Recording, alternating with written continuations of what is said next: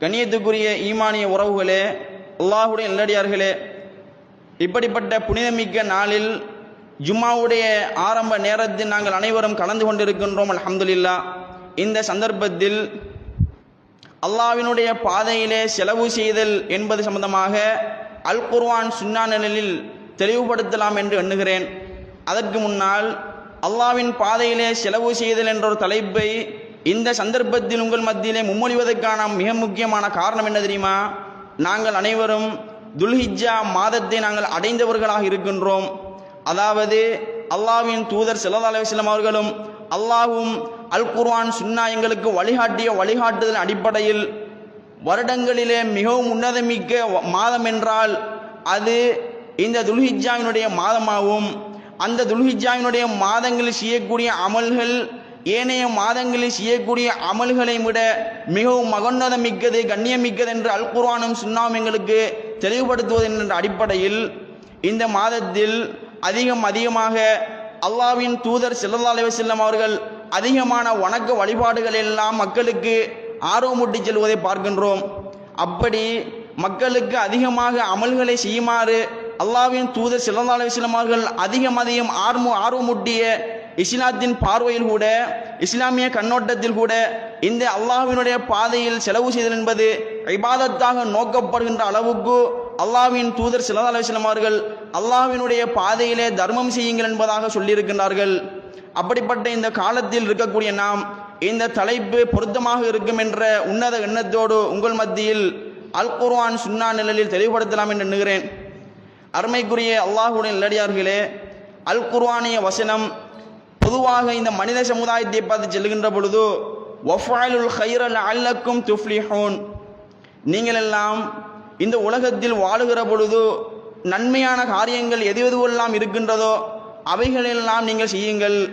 ஏன் நான் உங்களை இப்படி நன்மையான காரியங்கள் எதுவெல்லாம் இருக்கின்றதோ அல் குர்ஆனும் சுன்னாவும் இதுதான் அமல் மார்க்கம் இதுதான் என்று காட்டிய அடிப்படையில் எதுவெல்லாம் அமல்கள் இருக்கின்றதோ, அந்த இபாதத்துக்கள் இருக்கின்றதோ அவைகளெல்லாம் நீங்கள் செய்வதில் மும்முரமாக செயல்படுங்கள். ஏன் நான் இப்படி உங்களுக்கு செல்கிறேன் தெரியுமா? திருமறை குர்ஆன் பேசுகிறது தொடர்ந்தும் லஅல்லக்கும் துஃப்லிஹூன், அப்படி நீங்கள் அதிகமான நீங்கள் நல்ல அமல்களை செய்கின்ற பொழுது மறுமையில் வெற்றியாளர்கள் என்ற பட்டியலுக்குள் வரக்கூடும் என்று திருமறை குர்ஆன் பேசுவதை பார்க்கின்றோம். அப்படி நாங்கள் அமல் செய்வதற்கு ஆர்வமூட்டப்பட்ட மாதத்தை நாங்கள் அடைந்திருப்பதில் நாங்கள் இறைவனுக்கு நன்றி செலுத்த கடமைப்பட்டிருக்கின்றோம். அப்படி நாங்கள் அடைந்திருக்கக்கூடிய நாம் உயிரோடும் உல அமைதியோடும் உல ஆரோக்கியத்தோடும் இருக்கக்கூடிய நாம் இப்படிப்பட்ட நல்ல அமல்களை செய்வதில் நாங்கள் அதிகம் ஆர்வமுடையவர்களாக இருக்க வேண்டும். அப்படி அல்லாமல் இறைவனுடைய திருப்பொருத்தம் அல்லாமல் இஸ்லாமிய வரம்புகளை மீறி அதனுடைய கட்டுப்பாடுகளை மீறி நாங்கள் வாழுகின்ற பொழுது திருமறை குர்ஆன் எச்சரித்து பேசுகிற இந்த மனித சமுதாயத்துக்கு ஃபகத் ஹசிர ஹுஸ்ரான முபீனா, அந்த மனிதன் எவன் அல்லாஹ்வுடைய திருப்பொருத்தத்தை பெறாமல் அல்லாஹ்வுடைய அதிருப்தியை பெற்று வாழுகிறானோ அவன் மிகவும் நஷ்டவாளியாக இருக்கிறான், தெளிவான நஷ்டத்தில் அந்த மனிதன் தான் இருக்கிறான் என்று அல் குர்ஆன் எச்சரித்து பேசுவதை பார்க்கின்றோம். அருமைக்குரிய அல்லாஹ்வுடைய நல்லடியார்களே, அப்படி இறைவனுடைய திருப்பொருத்தத்தை பெறுவதில் நாங்கள் மும்முரமாக செயல்பட வேண்டுமாக இருந்தால் அல்லாஹ்வின் தூதர் ஸல்லல்லாஹு அலைஹி வஸல்லம் அவர்கள் அதிகம் ஆர்வமூட்டிய செயல்பாட்டில் இந்த அல்லாஹ்வின் பாதையிலே செலவு செய்தல் என்று சொல்லப்படக்கூடிய அமலும் ஒன்றாகும். இந்த அமலை எந்த அளவுக்கு இஸ்லாம் முதன்மைப்படுத்தி முக்கியப்படுத்தி சொல்லுகின்றதென்றால் எங்களுடைய மரணத்தோடு சேர்த்து சொல்வதை பார்க்கின்றோம்.